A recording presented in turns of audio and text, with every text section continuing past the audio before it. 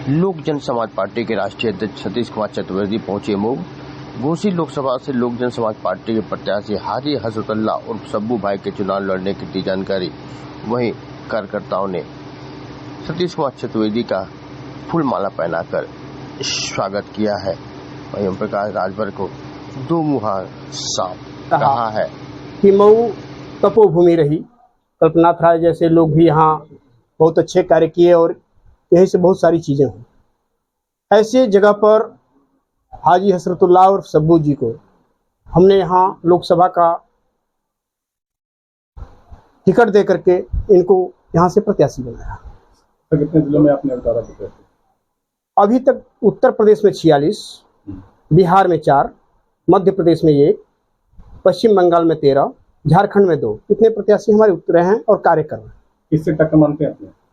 हमसे किसी का कोई टक्कर ही नहीं है। कारण क्या है कि जो टक्कर आपस में लोग करते हैं वो टक्कर चक्कर बन करके घन चक्कर बन करके रह जाएंगे और बीच में हम अपने प्रत्याशियों को लेकर के निकल कर सरकार बनाने तक पहुंच जाएंगे। क्या वजह रही कि आपको प्रत्याशी उतारना पड़ा? क्यों उतारा? देखिए, सभी पॉलिटिकल पार्टियां प्रत्याशी उतारती हैं।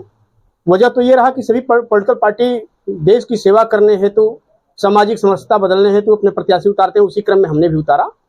लेकिन हमारा मेन उद्देश्य क्या है कि लोग सिर्फ और सिर्फ जनता को लुभाने का, छलने का कार्य करते हैं। जब कोई मुद्दा आता है तो उसमें अपने आप को डाइवर्ट करने के लिए, अपने बातों को डाइवर्ट करने के लिए तमाम तरह की नए नए चीजों को ला देते हैं। लेकिन कभी शिक्षा पर कोई वार्ता नहीं होती है, स्वास्थ्य पर कोई बात नहीं होती है, शिक्षा पर कोई बात नहीं होती है, नारी सशक्तिकरण पर कोई बात नहीं होती है।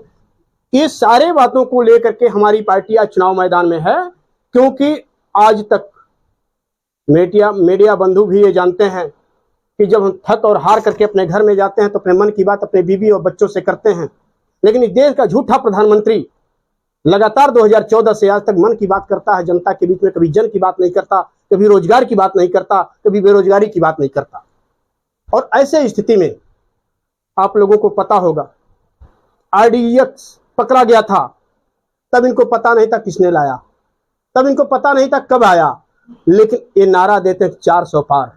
ये कैसे आपको पता हो गया 400 पार आप हो? जब आपके देश में कोई आतंकी चीज आती है तो आपको पता नहीं होता कि कैसे आया, कहां से आया, कौन लाया। और 400 पार जो बंद बक्से में जाएगा वो कैसे आप जान लेते हो 400 पार हो जाएगा? उसी लोकसभा में आपका चेहरा, प्रत्याशी उनका चेहरा नया होगा तो कैसे उसकी टक्कर रखेंगे? देखिए, घोसी में चेहरा नया नहीं है, इसलिए कि संयोग से मैं रामविलास पासवान के पार्टी में जब था, मैं रामविलास पासवान के साथ काम किया हूँ, कल्याण सिंह जी के साथ काम किया हूँ, शरद पवार जी के साथ काम किया हूँ। उन लोगों के साथ मैं जब था तो मधुबन सीट से भी हमारी प्रत्याशी लोजपा से उतरी थी और मऊ से हमारा बहुत पुराना नाता रहा है। क्योंकि आपके मऊ के ही रहने वाले अशोक राजभर हैं, जो संभवतः ओम प्रकाश राजभर के मौसी के लड़के कहलाते हैं। वो हमारे पार्टी के पिछड़ा प्रकोष्ठ के प्रदेश अध्यक्ष हैं। तो इसलिए मऊ से हमारा नया नाता नहीं है, बहुत पुराना नाता है। और खैर, हाजी हसरतुल्ला तो आपके बेटे हैं, आपके भाई हैं और आपके ही वहां के रहने वाले हैं, बाहरी हैं नहीं। और लगातार ये भी संघर्ष करते आए हैं, आप लोगों के बीच में अपनी लड़ाई लड़ते आए हैं, जन सेवा करते आए हैं और जन का आवाज उठाते आए हैं। इसलिए कोई नया चेहरा नहीं है। राजीव राय ने कहा है कि इस बार आने वाली 4 तारीख तक जितने लोग हैं सब यहाँ से भाग जाएंगे। सब हवाई हार की घोषणा कर दी सबकी। उन्होंने कहा है कि जीत तय है, बस 4 को घोषणा होनी बाकी है। देखिए, अहंकार न रावण का रहा है न उनका रहेगा। इस पर मुझे कुछ कहना नहीं, क्योंकि 100 पुत्र रावण के थे, उनका तो पता ही नहीं चला। ओम प्रकाश राजभर कह रहे हैं कि शेर का बच्चा मैदान में है। बिल्कुल ठीक कह रहे हैं। ओम प्रकाश राजभर अगर शेर ना होते तो जिस योगी आदित्यनाथ को कटोरा थमा रहे थे, जिस मोदी को गरिया रहे थे, और वही ओम प्रकाश राजभर 2017 का चुनाव याद कर लीजिए, उन्होंने एक नारा दिया था कि जो अखिलेश यादव को वोट देगा वो अपनी मां बहन के साथ ऐसा करेगा। उन्होंने नारा दिया था और वही 2022 में कहे कि अखिलेश मेरा छोटा भाई है। तो अब ये बता दीजिए कि जो नारा दूसरे को देते हो कि वोट देगा, तो आप तो वोट दिए और गठबंधन किए, तो इसका मतलब आप भी अपने घर में वही कार्य किए जो दूसरे को कह रहे हैं। तो ओम प्रकाश राजभर की नेता में अगर आप तुलना करते हैं तो मुझे तो हास्यास्पद स्थिति लगती है। क्योंकि एक नेता इतनी घिनौनी हरकत करे, गाली गुप्ता दे, वहीं फिर जाकर के तलवा चाटे, वहीं कार्य करे, तो ऐसे आदमी को नेता नहीं कहा जाता, ऐसे आदमी को चाटुकार और लालची और लोलुप कहा जाता है। टक्कर कैसे देंगे तीनों प्रत्याशी? देखिए, हम पहले भी बता चुके हैं कि हमारा कहीं से किसी से कोई टक्कर नहीं है। हम बस एक मुद्दा लेकर जनता के बीच में जाएंगे, जनसेवा के बीच में जाएंगे कि हम अगर चुनाव जीतते हैं, हमारी सरकार में भागीदारी होती है, तो हम सबसे पहले चिकित्सा नीति लाएंगे, बेरोजगारी हटाने का व्यवस्था करेंगे, स्वास्थ्य नीति के साथ साथ शिक्षा नीति भी लाएंगे कि हम विधायक हो, हम सांसद हो तो हमारा बेटा हाई लेवल में पढ़े और गरीब का बेटा प्राइमरी में पढ़े, ये हम नहीं होने देंगे।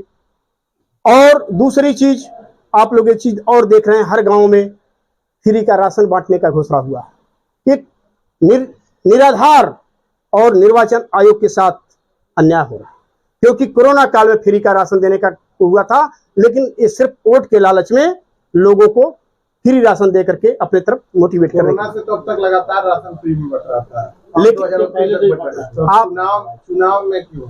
आप एक चीज ये जान लें, ये करें तो रासलीला है और हम करें तो कैरेक्टर ढीला है, क्योंकि इनके पास ना अस्तित्व है ना कोई जमीर है।